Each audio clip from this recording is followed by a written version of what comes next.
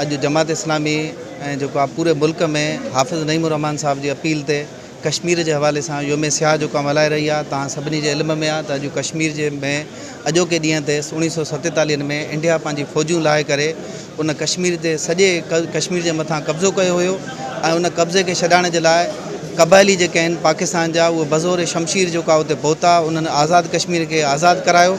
पर पाकिस्तानी हुक्मराननि जी जेको आहे इन नालायकिन जे करे उन वक्त जो असांजो बाक़ी जो कश्मीर हो जो मक़बूज़ा कश्मीर इंडिया के कब्ज़े में जो रहियो वो हासिल न थी सघियो। हिन वक्त भी कश्मीर में उन्हनि जी 9 लाख आर्मी जेका आहे उते मौजूदु आहे। 15 लाख पैरामिलिट्री ऑफिस जेका आहिनि उहे ऑफिसर जेके मौजूदु आहिनि। को घर न आहे जंहिं घर जे ॿाहिरां जेके माण्हू न हुजनि। उन्हनि जी शनाख्त जेका आहे 37 ए जे तहत ऐं 70 जो ए जे तहत जो शनाख्त कश्मीर जी काई जेका इंडिया की काई क़यादत ख़त्म न करे सघी उन्हनि ख़त्म कई आहे। हिन वक्त लखनि की तादाद में 6 लाख खां वधीक कश्मीरी शहीद थी चुका आहिनि। लखनि की तादाद में ज़ख़्मी आहिनि।